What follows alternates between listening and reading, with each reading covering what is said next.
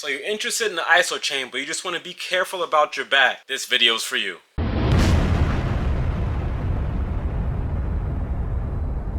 There's almost 50 different exercises that we can do on the Isochain. It makes it very versatile, and the fact that it's an omnidirectional device allows for a lot more creativity and overall functionality with the Isochain. But I can almost see what you're thinking, because some of these looks like they put a lot of pressure on the spine. What I want to get out of the way first is that with improper form, it can. What I always recommend is to make sure that the form is correct, and I have a whole bunch of how-to videos. Here's a link right here. You can go ahead and check out the how-to series for our Isochain. But if we just want to be extra careful, there are 5 exercises that we can perform on the Isochain in the comfort of our own chair. Normally when we're talking about dynamic, I'd say that chair movements are pretty low impact, but because it's the Isochain, it's isometrics and there's no movement, they're all no impact. But I just wanted to cover some of the benefits of doing seated exercises on the Isochain. The first one being is that it puts the least amount of pressure on the spine. When we look at exercises like the standing tricep extension and the overhead shoulder press, when you have those forces at a chain length that's pretty low, without the proper core strength, it's easy to start warping your back to compensate for overall strength. And while the number may look good on the Isochain, your back isn't good on the Isochain, and over time it will add up. Just because we're not moving, it doesn't mean that we can't get hurt on the Isochain. Improper form will always lay us up, all right? We don't want to be laid up. The second boon to seated Isochain exercises, it targets the muscle directly instead of the body having an opportunity for other muscles to recruit. So here's a quick example for the seated shoulder press that you see me doing here. When I'm going for the press, the power is pretty much coming straight from my hip all the way into my hand. There's no room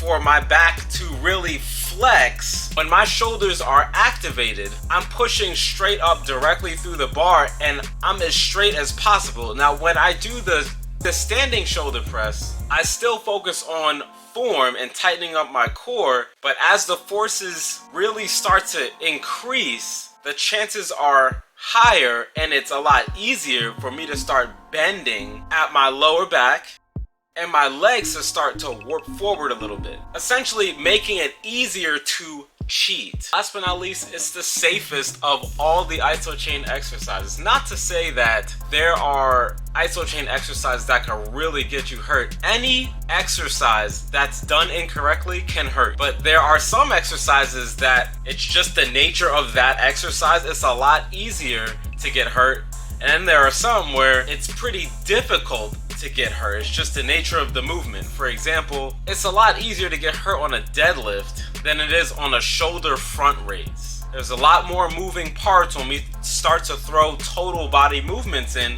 versus isolated movement. All 5 of these exercises on the Isochain, they're all isolated. Are they gonna hit the entire body? No, but it's something to get us started if we're really gun shy and we're afraid to pull the trigger on some of these other exercises that are offered in the Isochain. Now, we do have a beginner program series on the Isochain, so if you haven't seen any of those videos, here's a link right here. Go ahead and check out those playlists. We have reduced risks of falls with seated exercise on the chain, with another minor boon to that point being that our balance and posture is improved. Here are our 5 exercises to perform on the Isochain. They are the bicep curl, the wrist curl, the spider curl, the calf raise, and the overhead press that we mentioned earlier. By no means are these 5 exercises by themselves a total body workout. This is probably hitting like 20% of what we need to really get a full body workout. But like I mentioned previously, it's something to get us started. So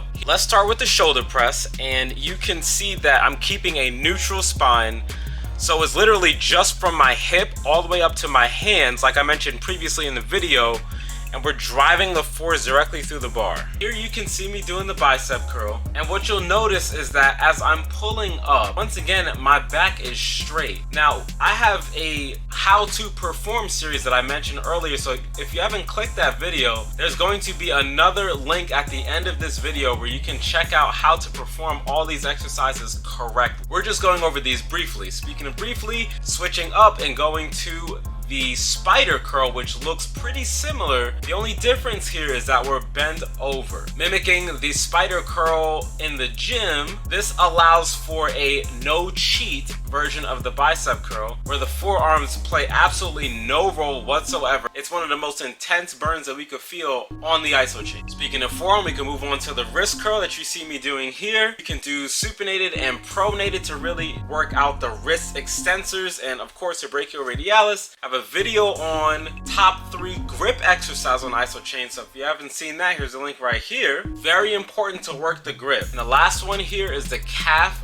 raise. Now there's another version where you can do it standing, but we're focusing on seated exercises here. You can perform them the way I have it in the video, with the bar directly on top of your quad. However, sometimes that can be painful. So what you can do also, you can have your wrist on top of your legs and then go into the calf raise. There are so many more exercises that we can perform on the Isochain. This is literally just the tip of the iceberg if you're new. So I highly recommend checking out that playlist. Thanks for watching. I will see you next video.